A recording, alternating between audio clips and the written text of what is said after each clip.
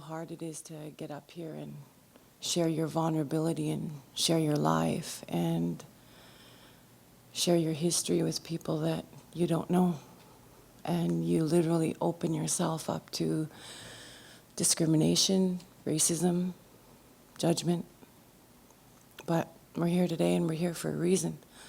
I too grew up in an alcoholic home. My mother was a residential school survivor, and I don't blame my mom or my dad for anything that I've done in my life. I take complete responsibility for everything that I've done. I was pregnant at the age of 15, had her at 15. 2 weeks later, I turned 16. By the time I was 17, I had 2. When people used to ask me how many kids I had, I said, with their dad, 3. We were kids having kids. I stayed with him for approximately 10 years. Then we broke up and I met another gentleman, and he introduced me to injection drug use. I was in an abusive relationship. I looked down on injection drug use. I said I would never, ever stick a needle in my arm. And I've learned not to say that word anymore, because putting it out in the universe, you bring it back. It's almost like attracting it. I remember the day that I got hepatitis C. I got a letter from my daughters, and I was really lonely. I missed them. And my partner came in the room and asked me if I wanted to. He had a syringe full of morphine and asked me if I wanted to try it. And I said, no, you know that I don't do that.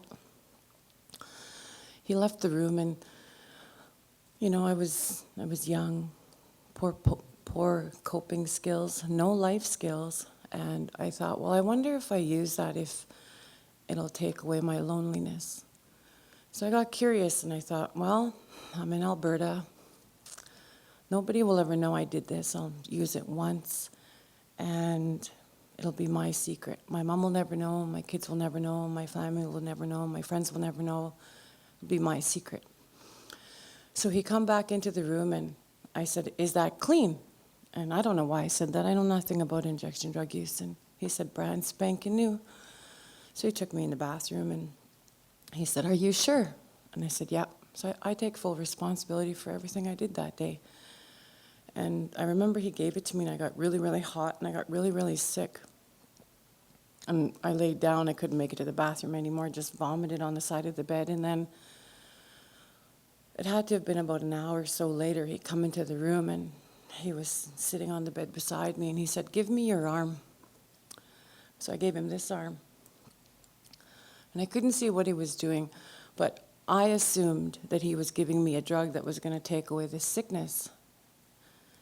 And so when I handed him my arm, and when I got the chance to see what he was putting in my arm, what was in the syringe, all I could see was blood. And he told me, now remember, the next time you're with someone else, I'll always be with you.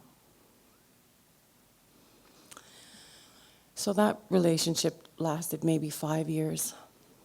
I know I got hepatitis C that day. I know I did. I had never done any risky behaviors with anyone. I wasn't allowed to use drugs with anyone. He controlled everything that I did. Well, lo and behold, a couple years later, I have a baby.